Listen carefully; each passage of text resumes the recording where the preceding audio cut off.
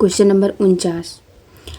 Question है कि मिलिंद पन्ह, राजा मिलिंद तथा एक बौद्ध भिक्षु के मध्य संवाद के रूप में वो भिक्षु थे, तो वो थे नागसेन। नागसेन हो जाएगा क्योंकि भारतीय यूनानी मिनेंडर जो मिलिंद पन्ह नाम से प्रसिद्ध है।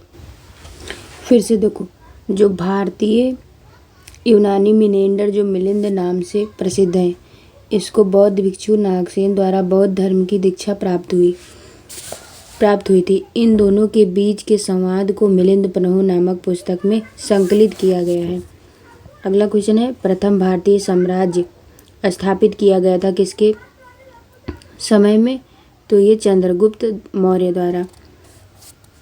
चंद्रगुप्त मौर्य 322 ईसा पूर्व से 298 ईसा पूर्व तक शासन किए और कनिष्क 78 ईसा पूर्व में, मतलब 78 ईस्वी में, और हर्ष जो है 606 ईस्वी से लेके 647 ईस्वी तक। अगला 51 है कि कांग्रेस ने किस वर्ष पूर्ण स्वराज का प्रस्ताव पारित किया? तो ये पारित किए 1917 में।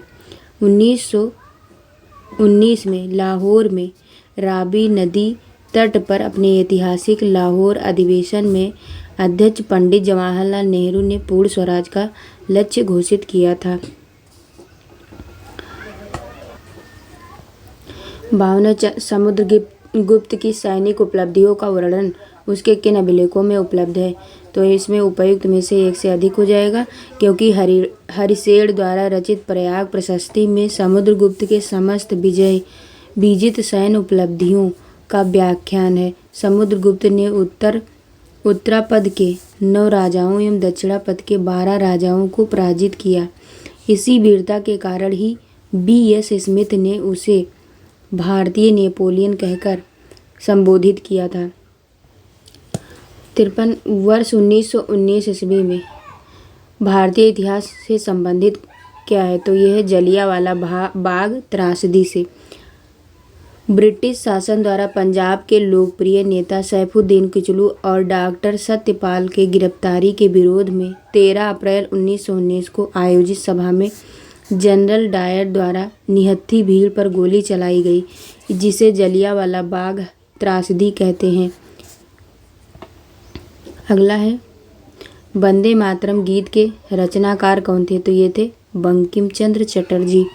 बंकिम चंद्र चटर्जी की रचना आनंद मठ जो सन्यासी विद्रोह पर आधारित है। इसमें प्रसिद्ध प्रेरक गीत वंदे मातरम का उल्लेख 1896 ईस्वी के कांग्रेस के कलकत्ता अधिवेशन में वंदे मातरम को राष्ट्रगीत के रूप में स्वीकृत किया गया था और इसमें अध्यक्ष थे रमीतुल्लाह सयानी। इसका गायन रविन्द्रनाथ टैगोर ने किया था। विदित है कि जन गण मन को 1911 ईस्वी के कलकत्ता अधिवेशन में भारत के राष्ट्रगान के रूप में स्वीकृति प्रदान की गई थी। अगला है, पाकिस्तान का अलग राज्य आंदोलन का नेतृत्व किसने किया? तो ये किया था मोहम्मद अली जिन्ना ने। मुसलमानों के हितों के संरक्षण के लिए वर्ष 1906 ईस्वी में 1906 से ही सलीमुल्लाह खान, आगा खायूम, मोहसिन उल मुल्क का मुस्लिम लीग जैसे संगठन में विशेष योगदान रहा, किंतु पाकिस्तान के रूप में अलग देश के निर्माण हेतु मोहम्मद अली जिन्ना का नेतृत्व ज़्यादा प्रखर था। पाकिस्तान की रूपरेखा दार्शनिक स्तर पर जो चौधरी रहमत अली ने 1930 ईस्वी के दशक के प्रारंभ में प्रस्तुत की।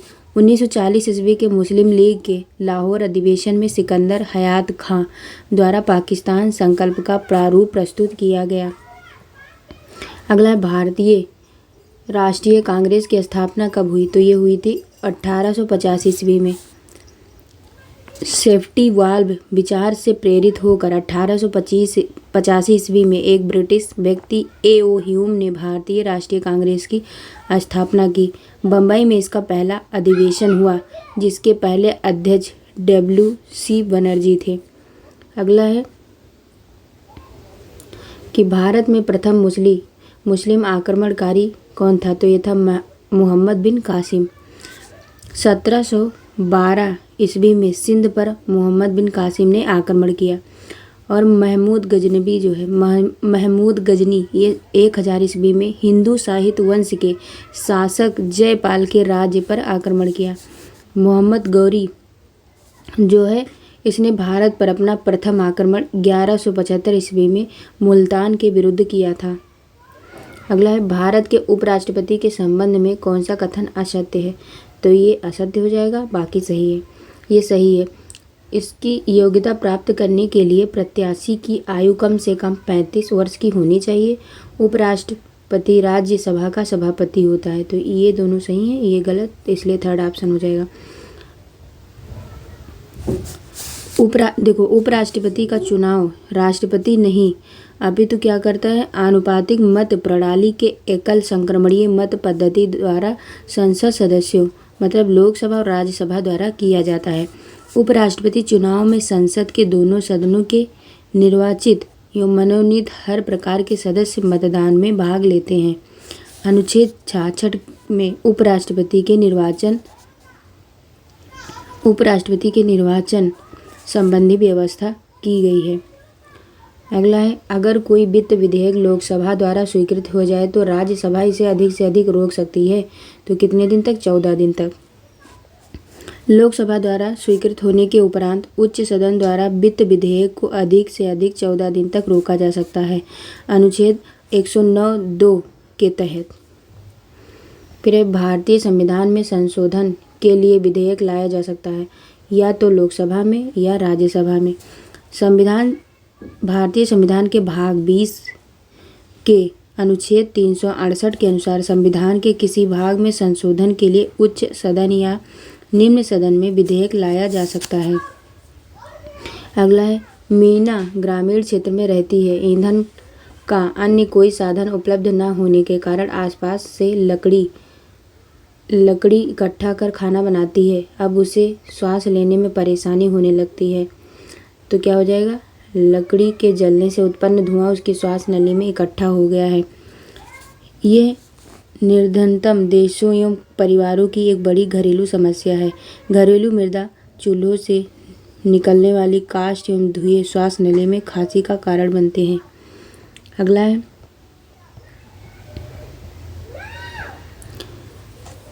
लद्दाख में स्कूल जाते समय बच्चे ट्रालियों का प्रयोग करते हैं। ट्राली भारी बोझ को आसानी से उठा लेती है क्योंकि ट्रालियों में प्रयुक्त घिरनी बल की दिशा बदल देती है।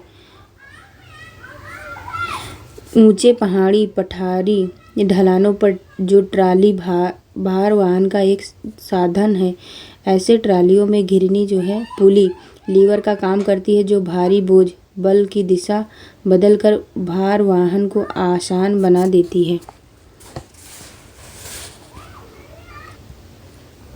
वाष्पीकरण में जलवाष्प में बदलता है सभी तापमानों पर। वाष्पीकरण मतलब इवेपोरेशन में जल जो है 100% तापमान अथवा उसके समीपवर्ती तापक्रम पर जलवाष्प में बदलता है, इसे ही वाष्पोत्सर्जन कहते हैं। एक किसान डंडियों से अन्न कणों को पृथक करना चाहता है, जिस प्रक्रिया से यह किया जा सकता है वह कहलाती है, तो उसे बोलते हैं थ्रेसिंग। खेत से कटे हुए फसल को किसान खलिहान में लाकर थ्रेसिंग मशीन से फसल को डंठल से अलग करते हैं। यह प्रक्रिया थ्रेसिंग और मशीन थ्रेसिंग कहलाता है। अगला ग्रामीण क्षेत्रों में पोटेशियम परमैंगनेट कुओं के जल में मिलाया जाता है। उन्हें क्या कहते हैं? उन्हें कीटाणु रहित करने के लिए पोटेशियम परमैंगनेट KMnO4 कीटनाशक रसायन है, जिसका प्रयोग कुओं का जल साफ करने हेतु ग्रामीण क्षेत्रों में किया जाता है। इसे लाल दवा के नाम से भी जानते हैं। वर्ष 2020-22 के लिए सबसे कम महिला कार्यबल भागीदारी दर कितने प्रतिशत पर बिहार में दर्ज की गई? तो यह 4% ग्रामीण क्षेत्रों में और 6.5% शहरी क्षेत्रों में। बिहार ने 2020-22 के लिए ग्रामीण क्षेत्रों में केवल 4% और शहरी क्षेत्रों में 6.5% पर सबसे कम महिला श्रम बल भागीदारी पर LFPR दर्ज की। बिहार में महिला कार्य भागीदारी दर के इतने निम्न स्तर के कारणों में से एक उनके कार्य की परिभाषित जटिलताएं हैं जो श्रम बल में उनकी कम गणना की समस्या को बढ़ाती है। रोजगार की स्थिति के अनुसार कामगारों के वितरण से पता चलता है कि बिहार में 40% महिला कामगार या तो स्वनियोजित मतलब 32.3% या घरेलू उद्यमों में सहायक के रूप में 7.7% थी। प्राथमिक क्षेत्र रोजगार के बड़े अवसर प्रदान करना जारी रखता है। कृषि, वानिकी और मछली पकड़ने के क्षेत्र में 66.8% महिला श्रमिक कार्यरत हैं। अगला है 67 है कि श्री कृष्ण सिंह द्वारा गठित बिहार की निर्वाचित सरकार ने फरवरी 1938 ईस्वी में किस कारण से इस्तीफा दिया? तो ये दिया था राजनीतिक कैदियों को छोड़ने के कारण। श्री कृष्ण सिंह यानी कि सिन्हा भारतीय बिहार 1946 से 61 के पहले मुख्यमंत्री थे। द्वितीय विश्व युद्ध की अवधि को छोड़कर सिन्हा जो थे वो 1937 में पहली कांग्रेस सरकार के समय से लेकर और 1961 में अपनी मृत्यु तक बिहार के मुख्यमंत्री थे। 20 जुलाई 1937 को कांग्रेस के सत्ता में आने पर वे बिहार प्रांत के प्रधानमंत्री बने। 1935 के भारत सरकार अधिनियम के तहत सिन्हा ने 20 जुलाई 1937 को पटना में अपने मंत्रिमंडल का गठन किया। उन्होंने और उनके सहयोगी ए.एन. सिन्हा ने राजनीतिक कैदियों की रिहाई के मुद्दे पर राज्यपाल से असहमति व्यक्त की और इस्तीफा दे दिया। तत्कालीन राज्यपाल को सेलुलर जेल यानी कि काला पानी से कैदियों की रिहाई को मांगों को स्वीकार करना पड़ा और किसानों के पक्ष में बिहार काश्तकारी अधिनियम में सुधार किया गया। इसके बाद वे फिर से कार्यालय आ गए, लेकिन भारतीय लोगों की स्थिति के बिना द्वितीय विश्व युद्ध में भारत को शामिल करने के सवाल पर उन्होंने 1939 में फिर से इस्तीफा दे दिया, जैसा कि सभी कांग्रेसी जो थे वो मुख्यमंत्री ने किया था। अगला है अपनी साहित्यिक कृतियों द्वारा स्वतंत्रता संग्राम में योगदान हेतु निम्नलिखित में से किसे राष्ट्र कवि का सम्मान प्रदान किया गया था? तो ये हो जाएगा मैथिली शरण गुप्त को। अपनी साहित्यिक कृतियों के माध्यम से मैथिली शरण गुप्त ने स्वतंत्रता संग्राम में अपना अमूल्य योगदान दिया था। परिणामतः इन्हें राष्ट्र कवि के सम्मान में नवाजा गया। मैथिली शरण गुप्त की प्रमुख कृतियाँ भारती, यशोधरा तथा साकेत आदि हैं। अगला है कराए कि 29 अगस्त 1947 को जो है संविधान सभा ने भारत के लिए संविधान का मसौदा तैयार करने के लिए डॉक्टर B.R. अम्बेडकर की अध्यक्षता में एक मसौदा समिति का गठन किया गया। तो 29 अगस्त 1947 को एक मसौदा तैयार किया गया। फिर से याद रखो 29 अगस्त 1947। तो क्या हुआ 29 अगस्त 1947 को संविधान सभा ने डॉक्टर B.R. अम्बेडकर की अध्यक्षता में प्रारूप या मसौदा समिति का गठन किया गया। प्रारूप समिति में जो है अम्बेडकर को छोड़कर कुल सदस्यों की संख्या 6 थी। भारत का संविधान 26 नवंबर 1949 को अपनाया गया और 26 जनवरी 1950 को लागू हुआ था। अगला है भारत का सुदूरस्थ दक्षिणी बिंदु है, तो वो है इंदिरा पॉइंट। ठीक है, भारत का सुदूरस्थ दक्षिणी बिंदु इंदिरा पॉइंट जो है 6.45 उत्तरी अक्षांश पर है। यह अंडमान एवं निकोबार के ग्रेट निकोबार में अवस्थित है तथा भारत के मुख्य भूमि का दक्षिणतम बिंदु कन्याकुमारी यानी तमिलनाडु राज्य है। सबसे उत्तरी सीमा काराकोरम दर्रे के निकट सियाचिन ग्लेशियर है। पश्चिमी बिंदु गौरमाता गुजरात तथा पूर्वी बिंदु किबिथु अरुणाचल प्रदेश है। अगला है निम्नलिखित में से किस राज्य की सीमा बांग्लादेश से नहीं मिलती? तो मणिपुर हो जाएगा। मणिपुर की सीमा बांग्लादेश से नहीं मिलती, किंतु म्यांमार के साथ मिलती है। बांग्लादेश की अंतर्राष्ट्रीय सीमा से लगने वाले राज्य पश्चिम बंगाल, असम, मेघालय, त्रिपुरा, मिजोरम है। अगला है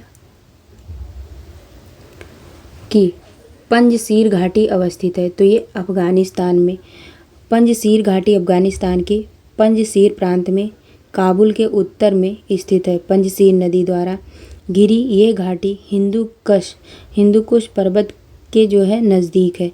यहाँ की आबादी लगभग 14 लाख है, जिसमें से अफगानिस्तान का सबसे बड़ा जो है ताजिक समुदाय भी शामिल है।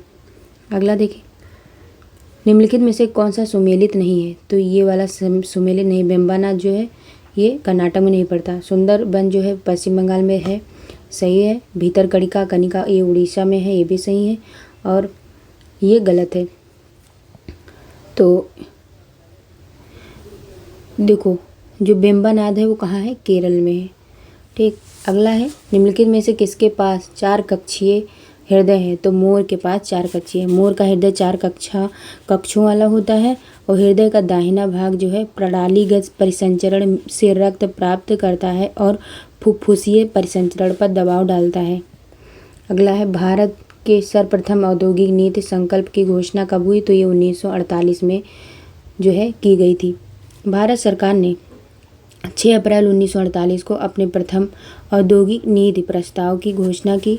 इसने एक उद्यमी और प्राधिकरण लोगों मतलब इसने जो एक उद्यमी और प्राधिकरण दोनों के रूप में औद्योगिक विकास में जो है राज्य की भूमिका को चित्रित करने वाली नीति की व्यवस्था जो है नीति की व्यापक रूपरेखा को परिभाषित किया।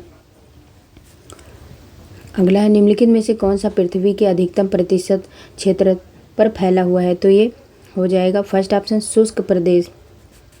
शुष्क प्रदेश एशिया में अरब सीरिया थार मरुस्थल, अफ्रीका में बृहद सहारा एवं कालाहारी मरुस्थल, ऑस्ट्रेलिया में पश्चिमी मरु प्रदेश, उत्तरी अमेरिका के फ्लोरिडा एवं एरिजोना तथा दक्षिण अमेरिका में पेरू तथा आटाकामा आदि क्षेत्र में विस्तृत है। अगला है, निम्नलिखित देशों में से अफगानिस्तान के साथ किस देश की सीमा नहीं लगती? तो अफगानिस्तान के साथ रूस की सीमा नहीं लगती।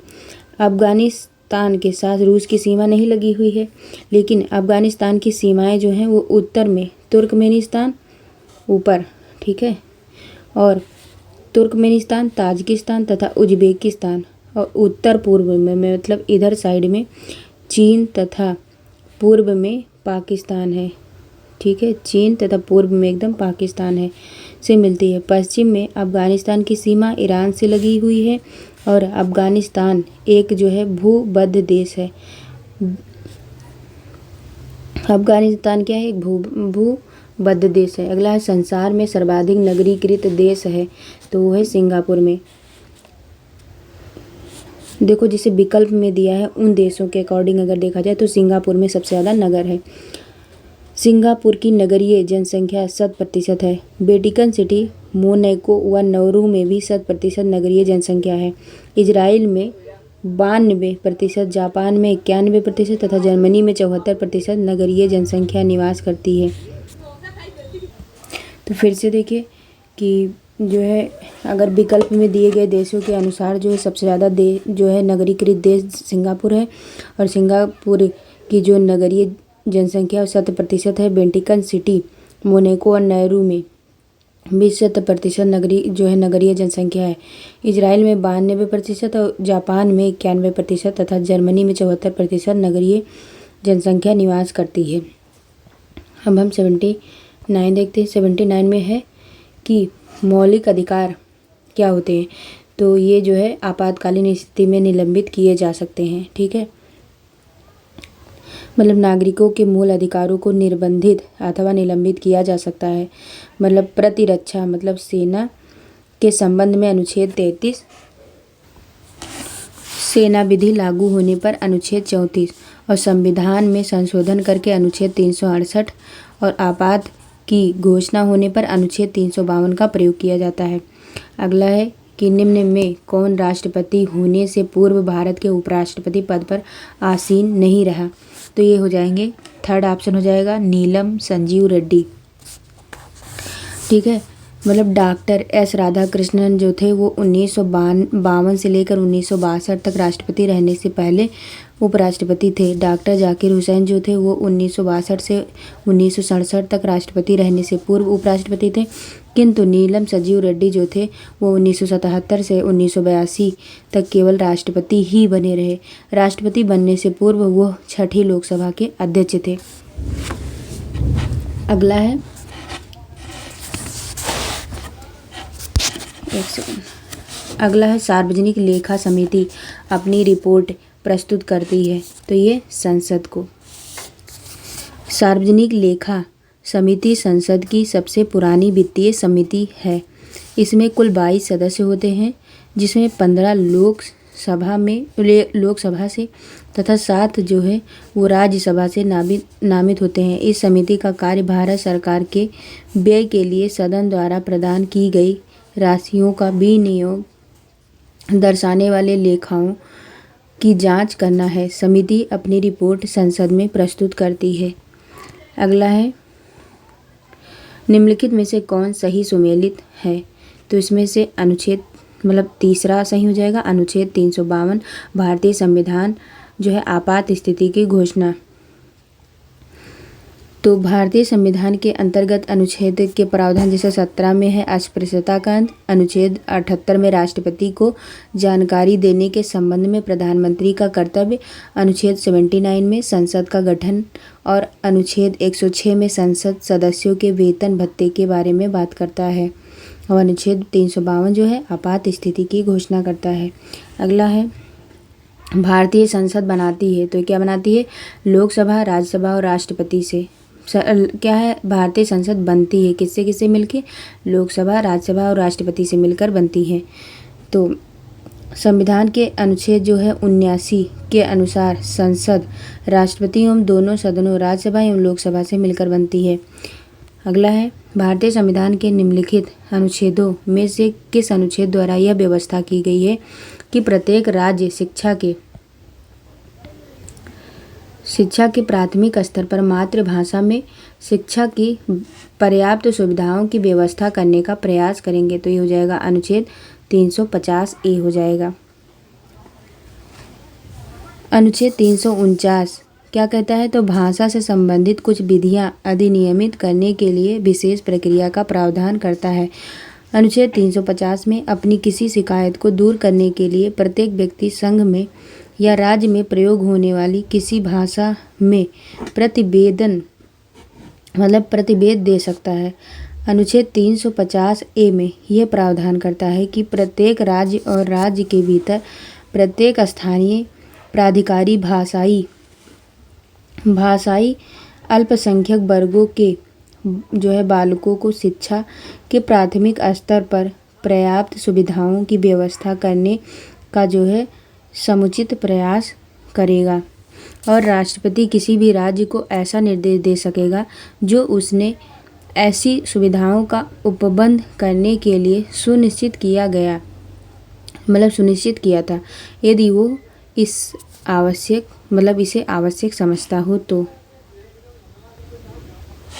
अगला है, आर्थिक नियोजन एक विषय है, तो यह है समवर्ती सूची का समवर्ती होता है केंद्र और राज्य दोनों इस पे जो है नियम बना सकते हैं, कानून नियम। समवर्ती सूची के विषय में जो है संसद एवं राज्य विधानमंडल दोनों को कानून बनाने का अधिकार है और यदि दोनों कानून में विरोध है तो संसद द्वारा निर्मित कानून ही लागू होगा। समवर्ती सूची में 52 विषय हैं। इसके 20वें भाग में आर्थिक और सामाजिक योजना का उल्लेख मिलता है। संघ सूची में उन विषयों को शामिल किया जाता है जो राष्ट्रीय महत्व के हैं तथा इस पर कानून बनाने का अधिकार केवल संसद को है। इसमें मूलतः 97 विषय हैं।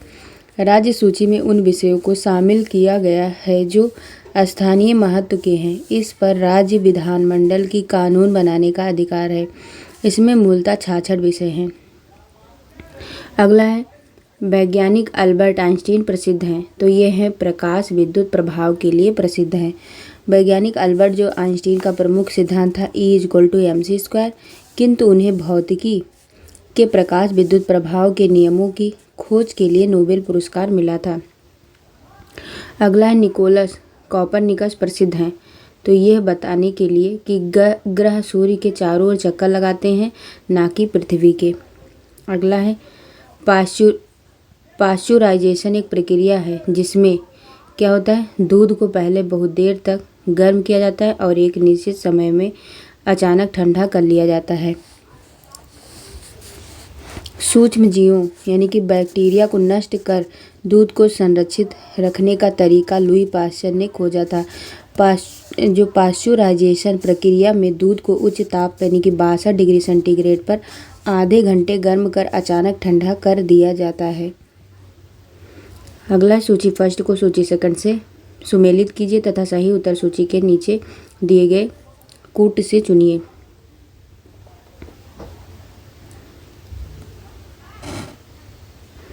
तो इसमें है,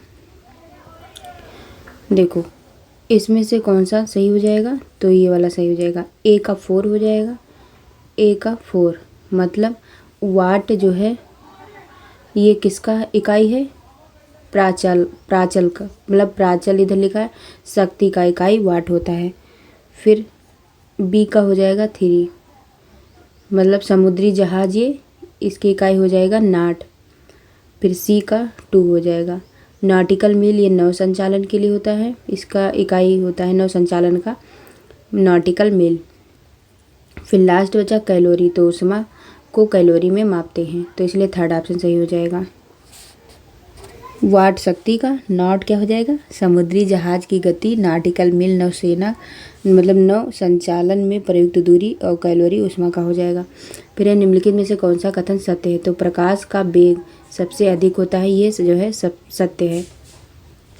ठीक, देखो प्रकाश की गति निर्वात में शून्य व शून्य मतलब निर्वात में शून्यावकाश में, फिर देखो प्रकाश की जो गति निर्वात में होता है 3.10 मीटर पर सेकंड होता है, जबकि ध्वनि की गति निर्वात में होता है 332 मीटर पर सेकंड। प्रकाश की गति पानी में 2.25 × 10⁸ मीटर पर सेकंड होता है, और प्रकाश की गति सदैव ध्वनि की गति से अधिक होती है। आकाशीय पिंडों एवं रॉकेट का वेग प्रकाश की गति से काफ़ी कम होता है, ठीक है।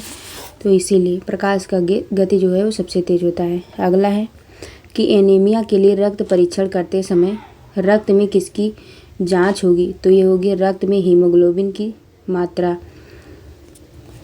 रक्त में हीमोग्लोबिन मतलब क्या, हीमो मतलब जो होता है आयरन, और ब्लड प्रोटीन यानी कि ग्लोबिन। तो हीमोग्लोबिन की कमी से एनीमिया नामक बीमारी होती है। ब्लड टेस्ट में इन्हीं घटकों की जांच होती है। अगला है, नीतू को उल्टी दस्त की शिकायत थी। डॉक्टर के पास जाने पर उसने तुरंत ग्लूकोज चढ़ाने के लिए कहा, क्योंकि ग्लूकोज शुगर के रूप में हमारे शरीर को ताकत देता है। उल्टी एवं दस्त यानी कि मुंह पेट चलना मतलब उल्टी और दस्त होने पर शरीर में लवण, जल एवं ऊर्जा की तीव्र गति से कमी होने लगती है, जिसको ग्लूकोज पूरा करता है। इस हेतु क्या हो जाएगा, इस हेतु जो है वेल मतलब नामक जीव रक्षक घोल दिया जाता है, ठीक है। अगला है, वनों का वास्तविक दावेदार कौन होता है, तो वे लोग जो जंगलों में या जंगलों के आसपास रहते हैं तथा वन उत्पादों पर निर्भर रहते हैं। जंगल के दावेदार जनजातियां आदिवासियों को माना जाता है, जो सदियों से जंगलों को अपनी सभ्यता संस्कृति का अनिवार्य अंग जो है बना रखा है। फिर अगला देखते हैं। अगला क्वेश्चन है कि शहरों में नगर निगम 2 प्रकार के पृथक कूड़ेदान प्रदान करती है। इन दोनों कूड़ेदानों में कूड़ा निम्न आधार पर पृथक होता है, तो ये हो जाएगा फर्स्ट ऑप्शन, विगलित होने पर, विगलित ना होने पर। मतलब शहरों में मतलब नगर निगम एमसीडी नीला और हरे रंग वाले कूड़ेदानों का प्रयोग जो है बायोडिग्रेडेबल और नॉन बायोडिग्रेडेबल कचरों के लिए होता है। क्या हो जाएगा, शहरों में नगर निगम जो होता है नीला और हरे रंग वाले कूड़ेदानों का उपयोग जो होता है बायोडिग्रेडेबल और नॉन बायोडिग्रेडेबल के लिए होता है। अगला है, गिद्ध जैसे पक्षी बहुत दूर से अस्पष्ट देख सकते हैं, क्योंकि दोनों जो उनकी आंखें होती हैं दोनों एक ही वस्तु पर केंद्रित करने से वस्तु की दूरी का एहसास होता है। एक आंख के बजाय दोनों आंखों को किसी वस्तु पर फोकस करने से वस्तुगत दूरी का जो सटीक एहसास होने लगता है, जो कि प्रकृति प्रदत्त जीव गिद्ध में विद्यमान होता है। अगला है, प्रेशर कुकर में खाना शीघ्रता पूर्वक बन जाता है, क्योंकि प्रेशर कुकर में वायु दाब सामान्य कमरे के वायु दाब से दोगुना होता है। प्रेशर कुकर के अंदर दाब की बढ़ोतरी पानी का क्वथनांक 120 डिग्री बढ़ा देती है, जिससे क्या होता है, अधिक ऊष्मा की मात्रा ग्रहण होती है और खाना जल्दी पक जाता है। अगला है, सूची का मिलान करना है, तो इसमें से सही उत्तर बताइए। तो इसमें से देखो क्या हो जाएगा, जो कास्टिंग सोडा मतलब वाशिंग सोडा है वो सोडियम कार्बोनेट Na2CO3 का हो जाएगा। क्या हो जाएगा, वाशिंग सोडा ये हो जाएगा सोडियम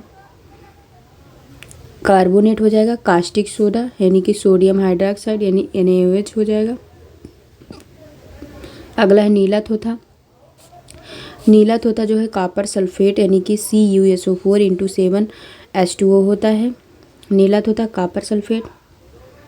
फिर अगला बचा हाइपो।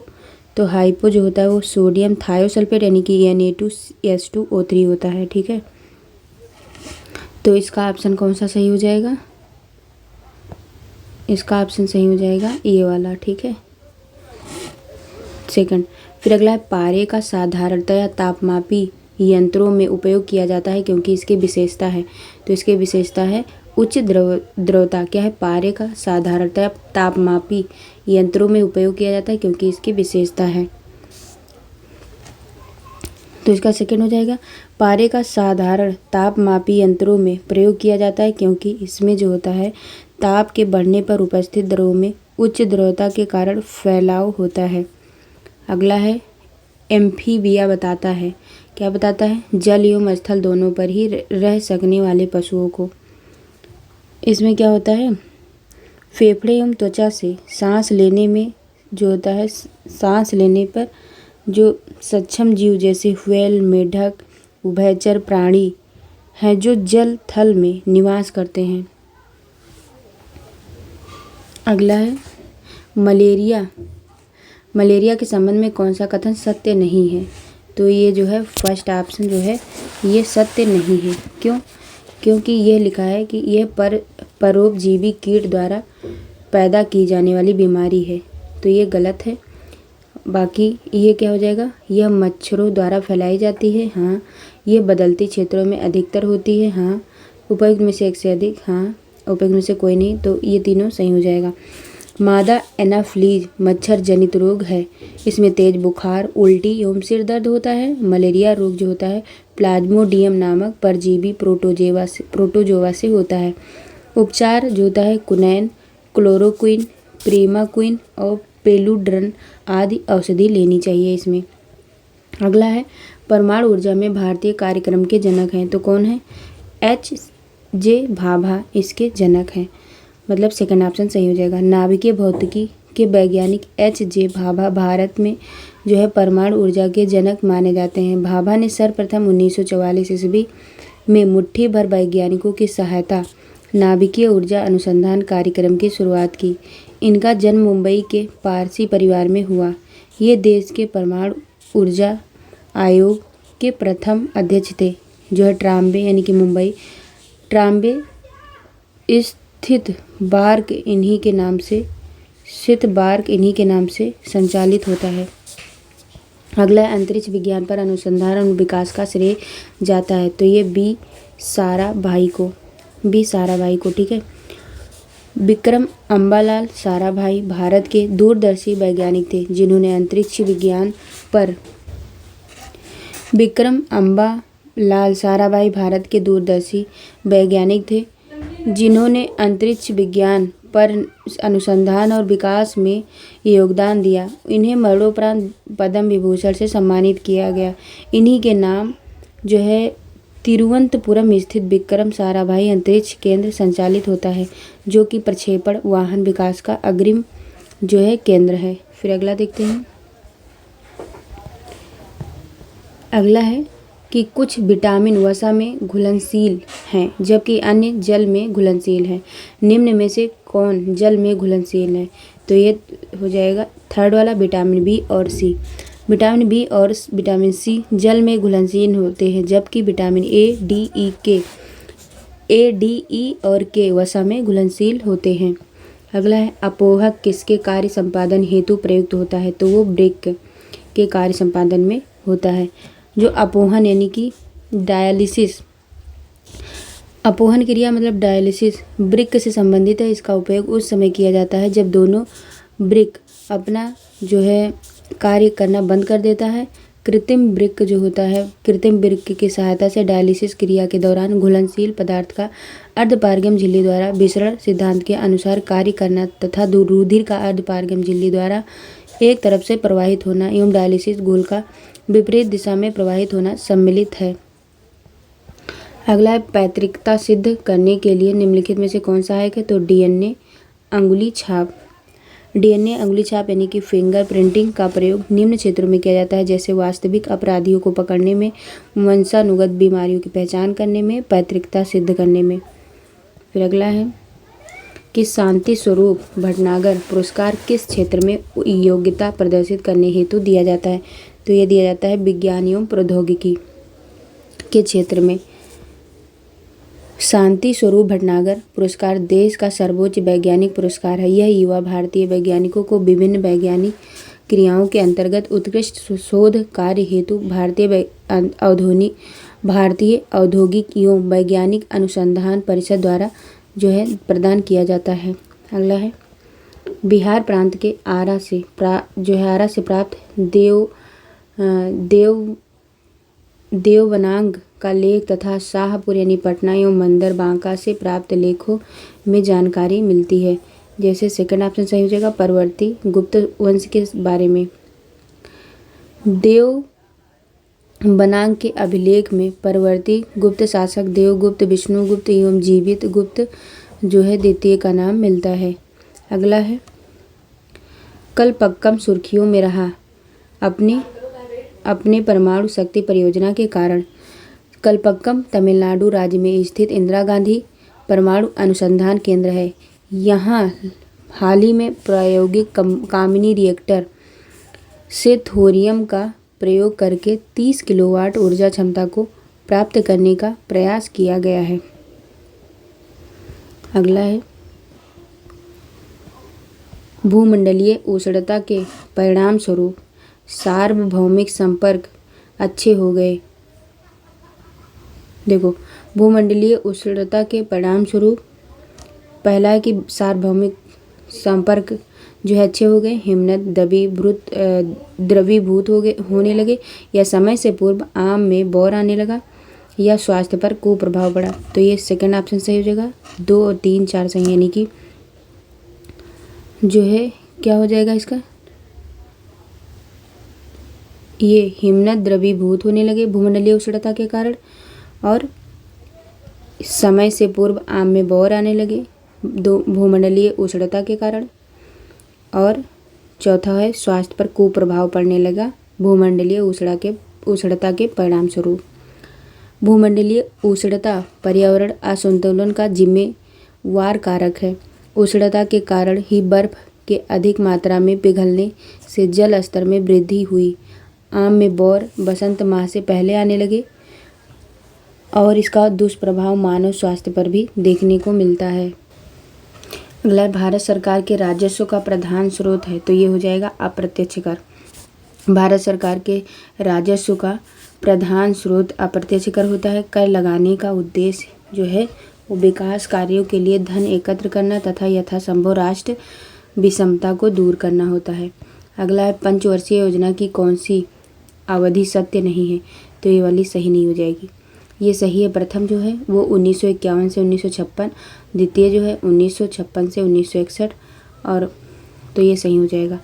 तीसरी योजना में व्यवधान के कारण 1966-67, 1967-68 एवं 1968-69 को योजना अवकाश घोषित किया गया। वर्ष 1990-91 और 1991-92 में ही घरेलू एवं बाह्य कारणों से योजना अवकाश रहा। वर्तमान में कार्यरत 12वीं पंचवर्षीय योजना की समयावधि 2012-2017 तक है। हालांकि केंद्र में सत्तारूढ़ सरकार ने इसके बाद पंचवर्षीय योजनाओं को समाप्त करने का निर्णय लिया है। 1 जनवरी 2015 से योजना आयोग के स्थान पर नीति आयोग जो है कार्यरत है। फिर है आधुनिक आवर्त सारणी के अनुसार निम्नलिखित में से किस तत्व का परमाणु क्रमांक 30 है, तो ये जिंक हो जाएगा, क्योंकि जिंक एक नीली चांदी की धातु है जिसका आवर्त सारणी में परमाणु क्रमांक 30 है। यह एक संक्रमण धातु है और आवर्त सारणी के समूह 12 में स्थित है। अगला है मौर्य शासक जिन्हें भारत का मुक्तिदाता भी कहा जाता है, तो ये चंद्रगुप्त मौर्य क्योंकि इन्होंने यूनानियों के प्रभुत्व से भारत को मुक्ति दिलाई थी, इसीलिए इनको मुक्तिदाता कहते हैं। फिर है चावल की भूसी के तेल के स्थिरीकरण यानी कि स्टेबिलाइजेशन में निम्नलिखित में से किस एंजाइम का उपयोग किया जाता है, तो इसका नाम है लाइपेज। चावल की भूसी का तेल सीरम कोलेस्ट्रॉल के स्तर को कम करने में सहायता करता है और हृदय रोगों के खतरे को रोकता है। चावल की भूसी में लाइपेज एंजाइम होता है जो 35 से 40 डिग्री सेल्सियस और पीएच इसका होता है 7.5 से 8 पर अधिकतम रहता है। अगला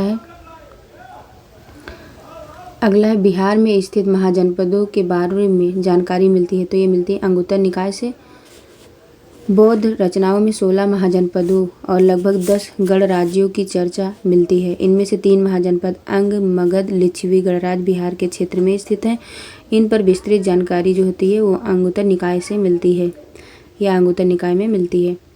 अगला है महात्मा बुद्ध के समकालीन कौन थे, तो ये थे बिम्बिसार और अजातशत्रु दोनों हर्यक वंश के शासक थे और महात्मा बुद्ध के समकालीन भी थे। अगला है महावीर स्वामी के पिता सिद्धार्थ का संबंध किससे था, तो ये था वज्जित संघ से।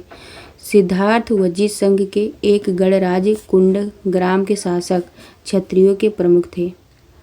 अगला है समुद्र में नदी की अपेक्षा तैरना आसान होता है क्योंकि समुद्री जल भारी होता है, इसलिए समुद्र के खारे पानी का घनत्व नदी के मीठे जल के घनत्व से अधिक होता है।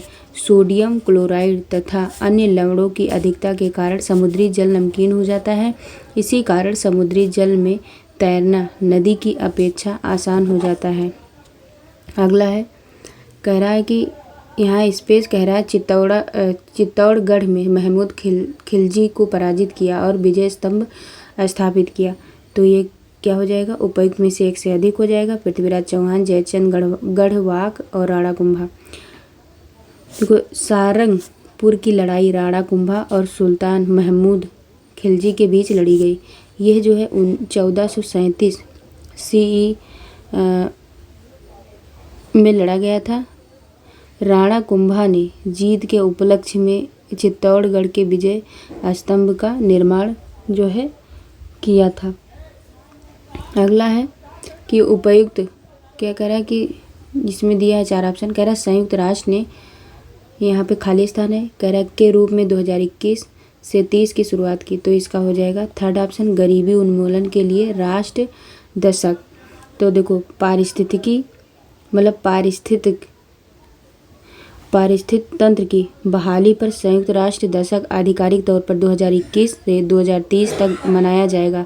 पारिस्थितिकी तंत्र की बहाली पर संयुक्त राष्ट्र दशक UN पर्यावरण कार्यक्रम UNEP और UN खाद्य और कृषि संगठन FAO के सह नेतृत्व में होगा। इसे UN महासभा द्वारा 2019 के प्रस्ताव में घोषित किया गया। उद्देश्य इसका है दुनिया भर में पारिस्थितिक तंत्र का संरक्षण और पुनरुद्धार। मल्टी पार्टनर ट्रस्ट फंड भी लॉन्च किया गया और जर्मनी इसमें देने वाला पहला देश है।